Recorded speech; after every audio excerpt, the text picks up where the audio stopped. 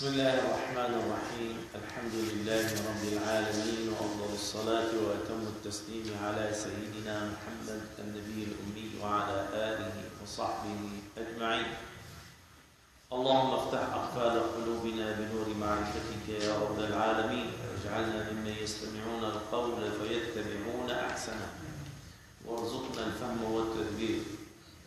يقول المؤلف رحمه الله تعالى بعد أن انتهينا من تفسير معنى الإيمان وتقسيمات هذا البحث عند قوله وفسر الإيمان بالتصديق والنطق فيه الخلف بالتحقيق، فقيل شرط كالعمل وقيل بل شطرا، والإسلام شرحن بالعمل، مثال هذا الحج والصلاة وذا الصيام بدري والزكاة. اليوم سيدخل في موضوع جديد. هذا الإيمان هل يزيد وينقص؟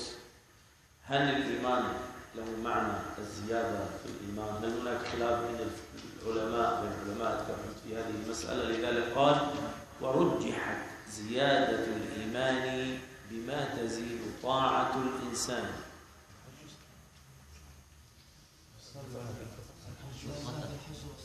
خلصنا ولا بلشنا؟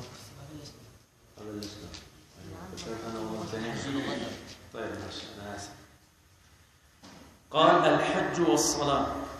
قدم الناظم الحج لضرورة النظم، وإن كانت الصلاة أفضل منه، فإن بعضهم يكفر بتركها كسلا بعد أمر الإمام، بل الصيام أفضل من الحج على المعتمد. والحج لغة هو مطلق القصد، والفلان قصد يحج إلى محل الفلاني، يعني هذا مطلق القصد. يحج فلان إلى العراق، يحج فلان إلى كذا. ما معنى الحج الاصطلاحي؟ إنما الحج اللغوي.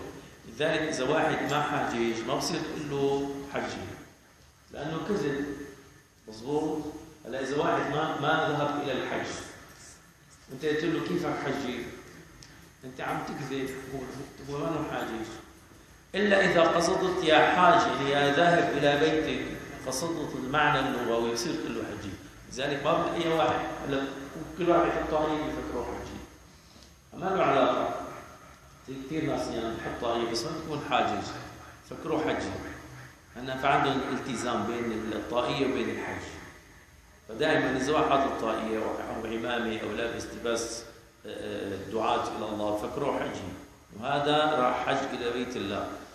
بيكون واحد مثلا ما له علاقة لا بالطاقية لا بالجلابية، بروح على الحج بيجي بلبسينه طاقية بالجلابية بيحطوا له على راسه طاقية مشان شو؟ هذا صار حجي. هذا خطأ. لذلك إذا كان الإنسان قصد إلى مكان والفلان حج البيت في مكان الفلاني أو حج إلى بيته، لا ذهب قصد بيته، اسمه حاج لغوي وليس شرعا. أما شرعا قصد الكعبة للنسك المشتمل على الوقوف بعرفة، وقد اختلف في أي سنة. الحج له يعني الحج عرفة، إذا الواحد وقف بعرفة اسمه حاج، إذا فات الوقوف بعرفة راح عليه الحج. تمام؟ لذلك النبي عليه الصلاة والسلام شو بيقول؟ الحج عرفة، بمجرد أن وقف بعرفة ولو لحظة ولو خاطئا ولو ناسيا ولو لم يعلم أنه واقف ثم أدرك أنه واقف، هذا الوقوف تم حجه. طبعا يبقى عليه باقي الواجبات في الحج. لكن في أي سنة فرض الحج؟ نعم. وقد اختلف في أي سنة فرض أي الحج، فقيل فرض قبل الهجرة ونزول قوله تعالى ولله على الناس حج البيت من استطاع إليه سبيلا. الذي كان بعدها إنما هو للتأكيد، وقيل فرض بعدها، فقيل في السادسة وصححه الشافعي، وقيل في التاسعة وصححه ابن الكمال. والصلاة لغة طبعا الحج من أروع النزهات والرحلات التي يعني يغسل الإنسان ويغسل فيها روحه وصدره وعقله. ما في أجمل من الحج، يعني رحلة ربانية. الإمام السيوطي الله يرضى عنه ذات يوم، الله يجزيك، اللهم صل على سيدنا محمد، الواحد عم يشم وردة عم يقول اللهم صل على سيدنا محمد، واحد قال له لك كل شغله بتصلوا فيها على النبي. استاذ شو الميكروفون ده بركي هو عم يعمل التوجيهات بعد عمره. في الإزاء وشعلة بعد عمره فوق فوق فوق استاذ فيها شوي جاء شعلة.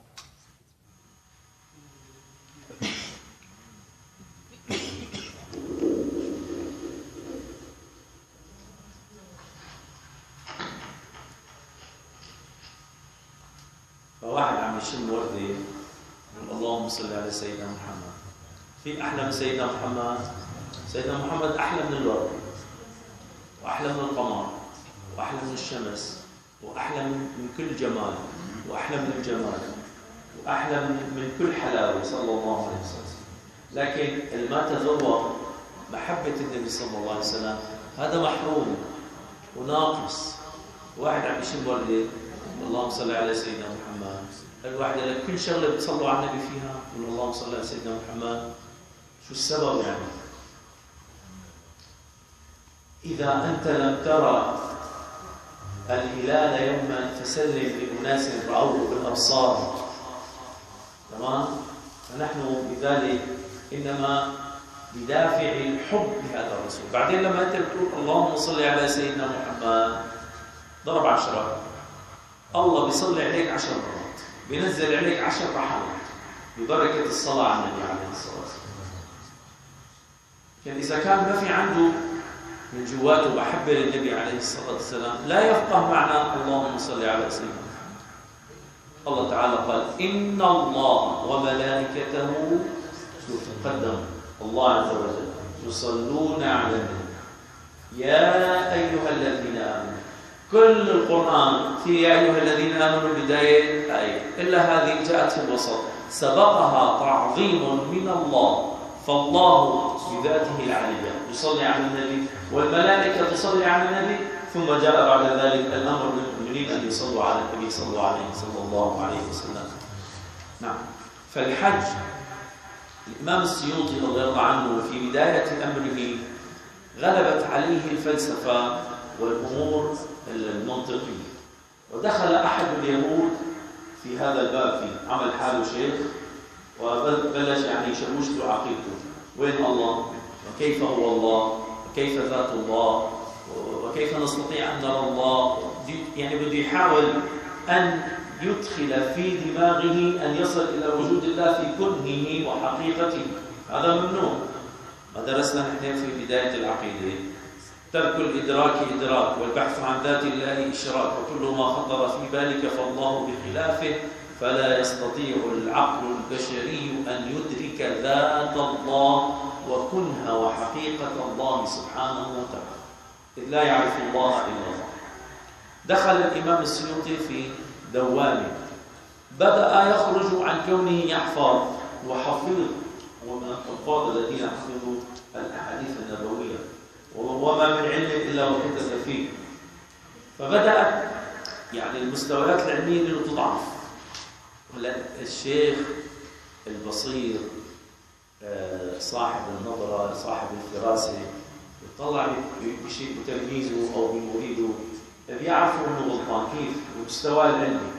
كان يسمع صفحة صفحتين اليوم ولا شيء، صار يخرج، صار يتراجع، حفظه متابعته للدرس، يكون قاعد بالحلقة العلم مثل الحلقة على مثلا كان من هون صار يقعد هنيك. يعني هو بالأصل كان يقعد جوات الحلقة، صار يقعد برات الحلقة. هذا كله دلالة على شو؟ على أنه عم ينفس شوي شوي. فالشيخ الإمام السيوطي لاحظ عليه قلة الحفظ، قلة المراجعة، الحديث مرة مرتين، هو من أول مرة بيحفظه ما عاد يحفظه. دوق هذا اليهودي اللي عامل حاله شيخ، دوق وقال له أنت لازم تصل دخلوا بعلم الكلام وعلم الفلسفة وعلم الكذا ووصلوا إلى مرحلة ضيعوا. فأخذ به إلى الصحراء هذا الرجل اليهودي وتركه في الصحراء حتى يموت. فالله عز وجل أدرج للإمام السيوطي رجلا ضرير قاعد بخيمه، والله أعلم هذا ملك من الملائكة.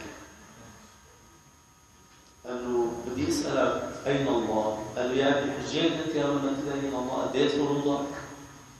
أديت كذا أديت كذا؟ قال له مش نروح نحج بعدين تسألني السؤال. أخذه إلى الحج، فلما دخل وراء الكعبة وكأن شيئا غسل قلبه. شوف الكعبة ما في أعظم من رؤية الكعبة، تشعر بالجلال والهيبة، تشعر بتجليات الله. جبال مكة بتحاكيك، هي جبال مكة أنت تدخل لك تطلع فيها سبحان الله وكأنها تلقي عليك السلام. تذهب إلى مدينة رسول الله، الله أكبر، لا تشعر بلحظة أنك تمل. شوق ما بتشعر بالشوق، بالعطش ما بتشعر إلا بشيء واحد، إنه قلبك عم يشتاق عشق وشوق إلى رسول الله. تصدقوا إخواني عندي 3 أيام في الحرم المدني ما طلعت، ما شعرت لحظة أني أنا مليت. جاذبية قوية في محبة رسول الله عليه الصلاة والسلام. فلما راحوا حج بدأ يسأل أحاديث الحج، أحاديث عرفة، أحاديث كذا، فلقى حاله أنه كان الدوام يطلع منها.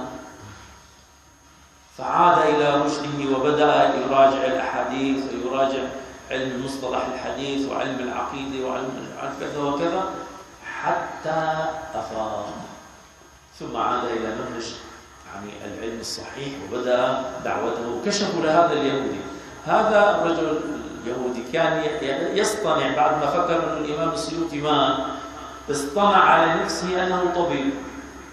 فدخل الإمام السيوطي على السلطان فرآه عنده، كان طبيبه الخاص العمى. امبارح كنت شيخ، اليوم شايفك طبيب. فكشفت هذه الخلية التي كانت تنخر في الواقع المسلم. شوف الحج شو بيعمل، يغسل لك قلبك، تروح لهونيك تتذكر ها هنا ولد رسول الله، هنا كان يطوف رسول الله، هنا اجتمع مع فلان، هنا أهل الصفة، هنا كذا. تزور البقيع، والله شغل إخواني، من ذاق عرف ومن عرف غرف. فالحج مهما حكيت عنه ما ممكن تعرف قيمته إلا إذا كنت رح تجرب. مثل إذا قلت لك هلا عم يقول أنا والله هالوردة ريحتها حلوة، مين شمها هلا؟ ترفع ايده، مين هلا شم لها الوردة هلا أنت شميتها؟ شو ريحتها؟ ما فينا شميت الله يبارك فيك أنت الوردة، بس اللي نعمل كيف بواقع إنه هلا شميتها أنا، ما ممكن تعرف ريحة الورد إلا أنك تشمه. وهكذا الحج، درست الحج 13 سنة في الثانويات الشرعية، 13 سنة أدرس مادة الحج. لما رحت حجيت كل شيء تعلمته الواقع غيره. كيف يعني غيره؟ يعني أنا لما بدرس نطلع على عرفات، الخيال إلي ياخذني على عرفات بخيالي، الروح على اليمين، عشمال، الطواف، الإفاضة، رمي الجمرات. فلما رحت كل شيء كنت متخيل وبدماغي طلع ما مثله. طبعا نظري واحد، لكن الواقع ليش؟ لأن الله يضفي على قلبك روحانية ما ممكن تشعر فيها لا بكتاب ولا عن شيء، ما بتشعر فيها إلا مع الله. والله يا إخواني لما فضنا بالعرفات قبل بيوم رحت صرت عاين مكان عرفات، قلت ما في شيء، هاي فتحة 2 3 بتضيع. هلا محمد دخل منهم، أنا دخلت منهم، أبو صلاح دخل منهم، بتضيع ما بتضيع. أنا طلعت ليش بقولوا إنه بيضيعوا؟ والله والذي لا إله إلا هو لما دخل وقت عرفات شعرت أن الأرض ليست هي الأرض، وأن السماء ليست هي السماء، وأن الهواء ليس هو الهواء. تغيرت فيزيولوجية الكون كله عني، ما بعرف شو صار. حال وبالي وين صار حالي ما بعرف. شبه أغمي عليه من شدة هذا الحال. فلما أفضنا من عرفات، مين دخل من هون؟ والله ما بعرف. هذا الباب وين؟ ما بعرف. انظروا يمنة فإذا الناس بياض، انظروا إلى الخلف إلى الأمام، يميني شمالي فوق على الجبال، ما عرفت يمنة من يسرى وما عرفت الطريق. والله مظبوط. شلون بدي اروح؟ معي 35 حجي، انا خادم معي. فقلت يا رب ضاعت الطرق، لكنك انت من تدلنا على الطريق، فاني استعين بك. امتى الانسان بيستعين بالله اخواني؟ وقت اللي بيفقد البضاعه. هلا رب العالمين ماذا قال؟ يا ايها الذين امنوا استعينوا بالصبر والصلاه. متى يستعين الانسان؟ عندما يكون عاجزا. مظبوط. هلا لو كنت انا بعرف الطريق ما كنت قلت يا رب، بس لما ضليت الطريق استعنت بمين؟ بالله. هي الاستعانه. عندما تفقد انت تصبح عاجز، بدك قوه، بدك قوه تتمدك.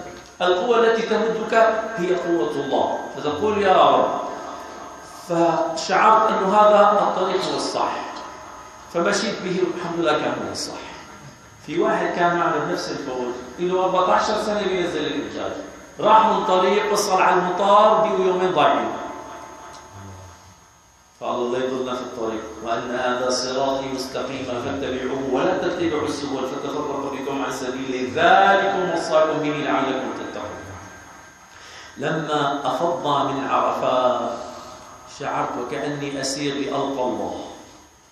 كل ما مشي هيك من داخلي انه هلا انا رايح عند الله وسالقى الله. مشينا من عرفات الى مزدلفه الى منى الى الكعبه مشيا على الاقدام. حبي للقاء ربي اذهب عني وجع الم اقدامي.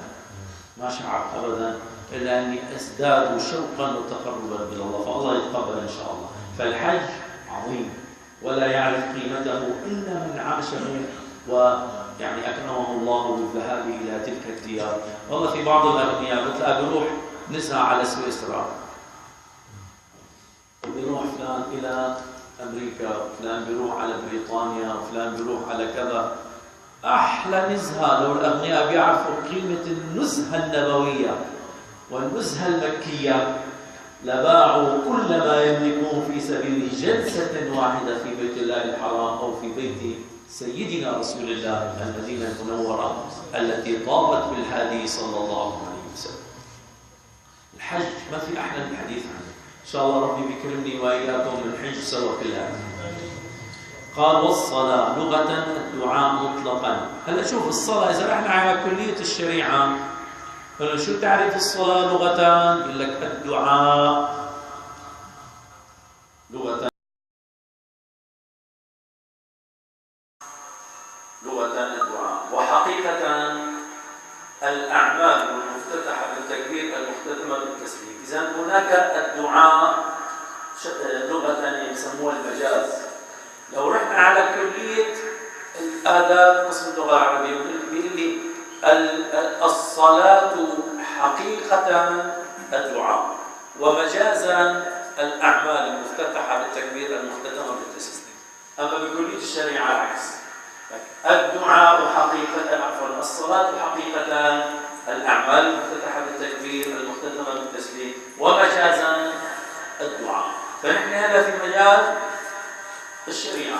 ما تعرف الصلاه؟ اعمال مفتتحه بالتكبير، الله اكبر، مختتمه بالتسليم، السلام عليكم ورحمه الله، السلام عليكم ورحمه الله. وهي اقوال وافعال مفتتحه بالتكبير مختتمه بالتسليم بشرائط مخصوصه، وهي اما ماخوذه من الوصل لانها وسطه بين العبد وربه. يعني ليش الانسان لما بيصلي لمين عم يصلي؟ الله. لو كان يعلم انه يتصل بالله لخشعت جوارحه.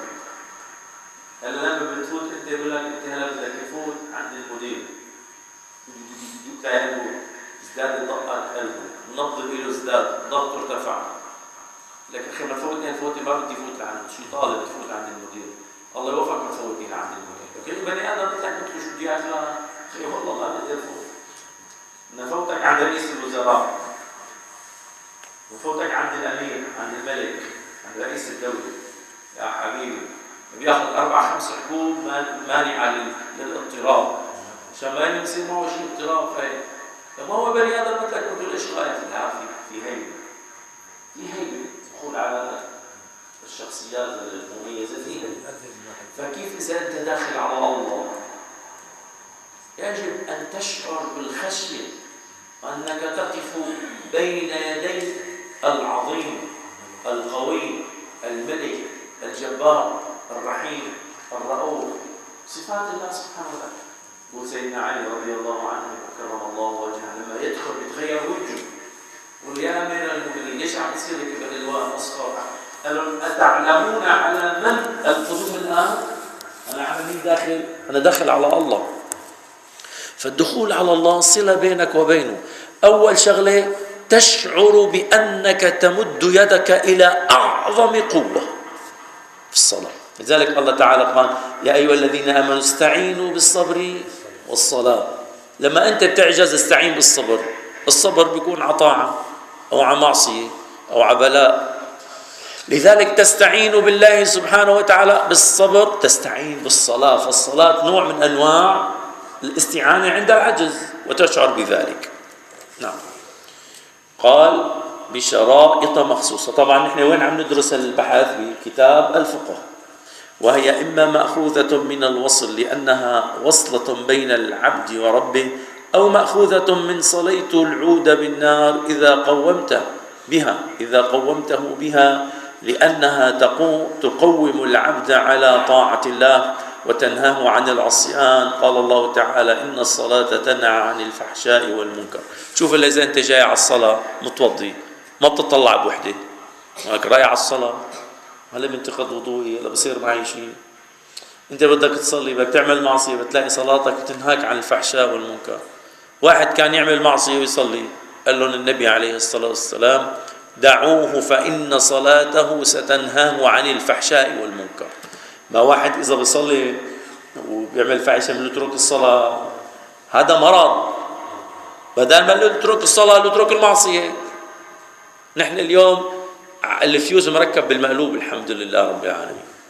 واحد بيكون بيصلي وبيعصي الله، بيقول له روح اتقي ربك اترك الصلاة، حسبي الله ونعم الوكيل. ولكن انت بدل ما تترك الصلاة شو بنقول له؟ صلي واترك المعصية. هذا بلاءنا اليوم، فهمانين الدين بالمقلوب. مثل ما كان يقول الشيخ أحمد الله يرحمه، الشيخ أحمد كفتار، ويقول ماسك الدين من دنبه، والدين ما له دنب. بدك تتمسك بالدين بأصوله. خذ الإسلام جملة واحدة أو دعوه.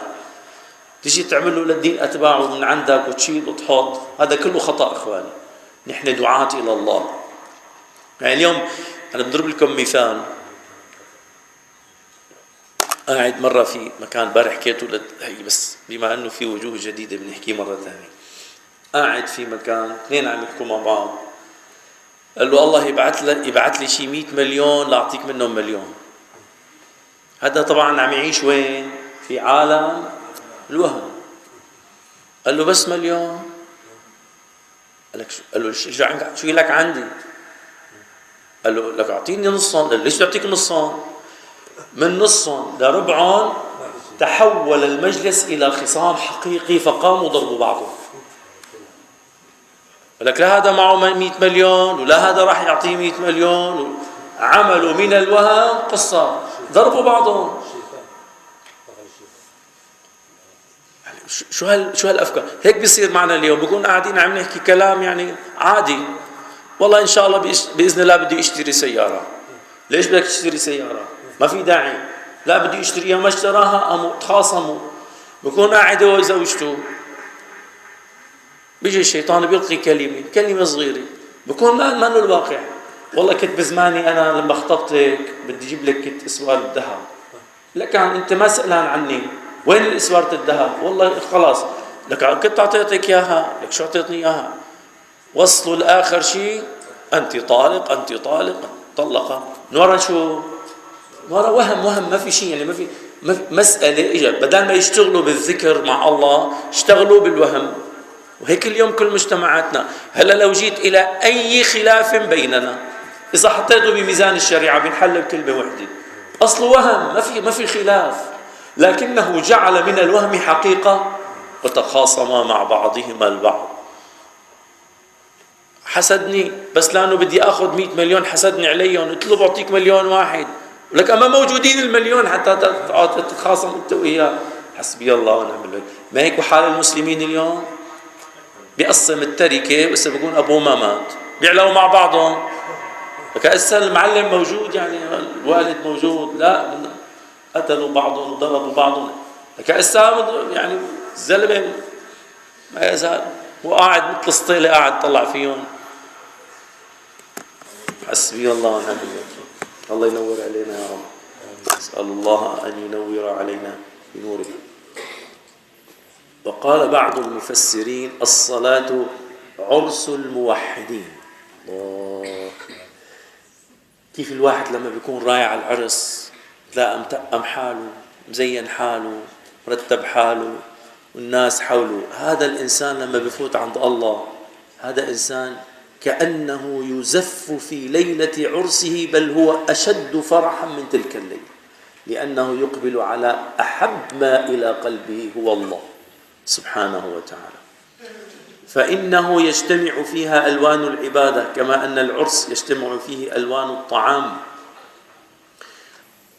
واعلم أن الصلاة فرضت قبل الهجرة بسنة، والأرجح أنه لم يفرض عليه صلى الله عليه وسلم صلاة قبلها، وقيل كان الواجب قبلها ركعتين بالغداة وركعتين بالعشي، ثم فرضت الصلوات الخمس ليلة الإسراء. معروف قصة يوم أن الله سبحانه وتعالى فرضها 50 ثم خففها ببركة من؟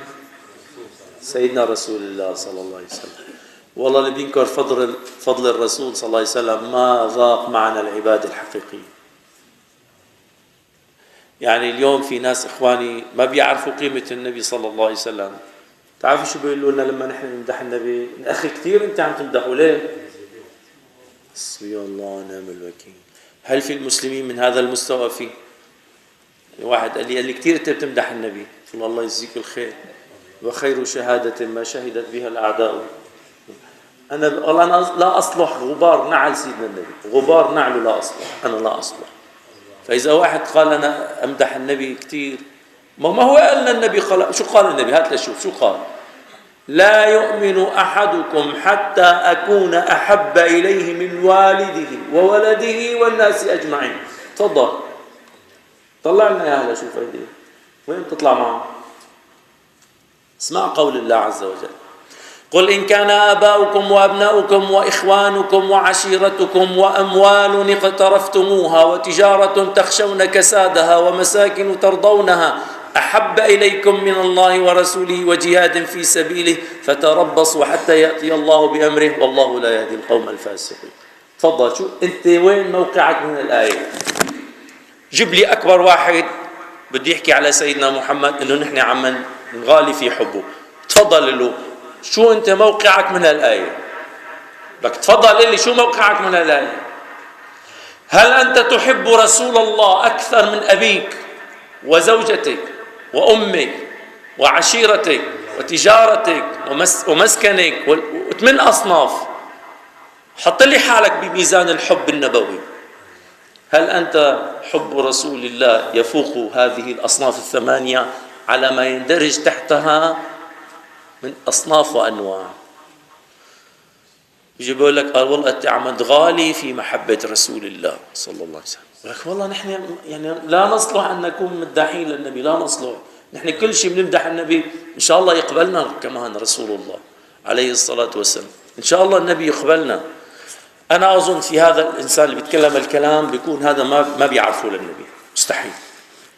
ما معقول إنه في إنسان بيتكلم الكلام يكون عنده معرفة من هو محمد بن عبد الله صلى الله عليه وسلم، أبدا.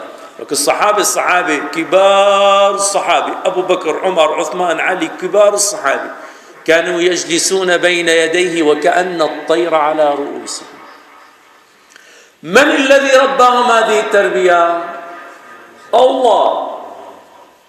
الله هو اللي قال: يا أيها الذين آمنوا لا تقدموا بين يدي الله ورسوله واتقوا الله إن الله سميع عليم. يا أيها الذين آمنوا لا ترفعوا أصواتكم فوق صوت النبي ولا تجهروا له بالقول كجهر بعضكم لبعض أن تحبط أعمالكم وأنتم لا تشعرون. إن الذين يغضون أصواتهم عند رسول الله أولئك الذين امتحن الله قلوبهم للتقوى لهم مغفرة وأجر عظيم. تفضل شوف هذا سمعنا الحكي، هذا لو سمعنا الكلام ما بيقول الحكي بس بعيد على الله. طيب إذا كنت أنت عم تقول الكلام اسأل لي يا لهذا الإنسان، وأنا كثير بسأله هل أنت تصلي الصبح جماعة؟ ما هو الجواب؟ شو بيجاوبني؟ اللي هذه ما لها علاقة به، هذه عقيدة وهذه صلاة. سبحان الله ونعم الوكيل ولا حول ولا قوة إلا بالله. ولك شلون أنت طلع ما بيصلي؟ والله يا أخواني هذا الإنسان كنت عم طلع ما بيصلي، ما بيصلي الصبح، هذا ما بيصلي بالمرة. هل من المعقول أن تتكلم هذا الكلام وأنت بعيد عن الله ما بعيد عن النبي عليه الصلاة والسلام؟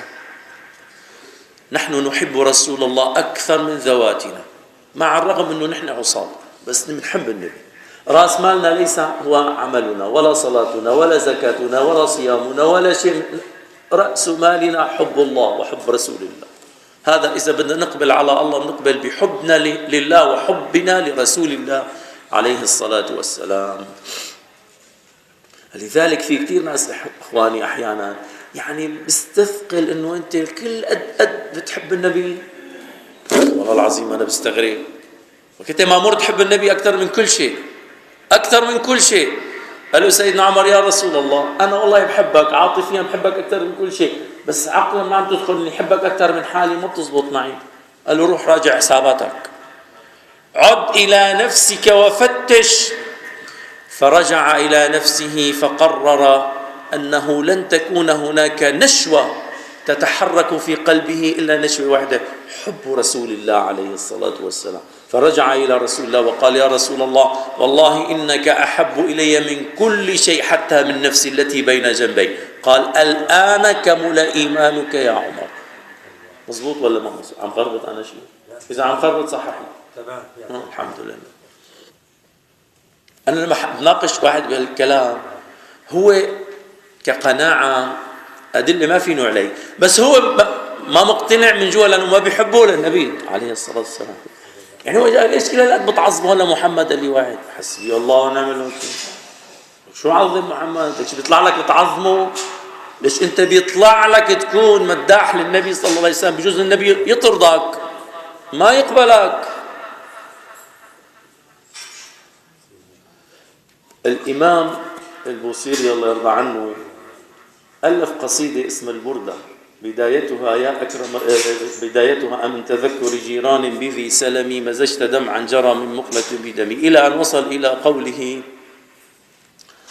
دع ما ادعته النصارى في نبيهم واحكم بما شئت مدحا فيه واحتكمي، وانسب إلى ذاته ما شئت من شرف وانسب إلى قدره ما شئت من عظم، فإن فضل رسول الله ليس له حد فيعرب عنه ناطق بفمي، فمبلغ العلم فيه أنه بشر. قطع المداد ما عاد يتذكر شو بده يحكي. نعم فرأى رسول الله في المنام. قال له شو عم تعمل؟ قال له عم بمدحك يا رسول الله. وكان مصاب بالشلل الإمام البوصيري. قال اقرأ علي، فقرأها عليه فوقف، فقال له رسول الله أتمم وأنه خير خلق الله كلهم. فمسح على قدميه وقام من نومه، والنبي صلى الله عليه وسلم ألبسه البردة وقام من نومه وقد مشى وشفي بإذن الله تعالى. نحن إن شاء الله من أحباب رسول الله إن شاء الله، وما في واحد الحب ما بينكذب فيه، يعني ما فينك تكذب بالحب لأنه الحب حال. فإذا حقق الله فينا محبة رسول الله صلى الله عليه وسلم كان شفيعنا، كان مدافعا عنا يوم القيامة، كان أول من يدخلنا الجنة، كان صاحبنا في الجنة إن شاء الله تعالى، كان هو كل شيء في حياتنا صلى الله عليه وسلم. ولذلك الذين لا يرون تعظيمه في شيء بقلب مريض. مستحيل إخواني، مستحيل. هذا الإنسان الذي يتكلم هذا الكلام أحد اثنين: إما رجل لا يعرف من هو محمد بن عبد الله يجهله، ونحن نقول له تعلم واقرأ سيرته واقرأ شمائله واقرأ ماذا نجز وماذا فعل، وبهذا تصل إلى محبته. وإما أن يكون في حقد، وهذا طبعا نقول بالمسلمين ما حدا بيحقد، في جهل، والجهل هو الغالب، أنه في ناس ما بيعرفوا من هو رسول الله محمد بن عبد الله صلى الله عليه وسلم. فاقرأوا سيرته وأكثروا من الصلاة عليه. الله تعالى قال: وأنزل الله عليك الكتاب والحكمة وعلمك ما لم تكن تعلم وكان فضل الله عليك عظيما.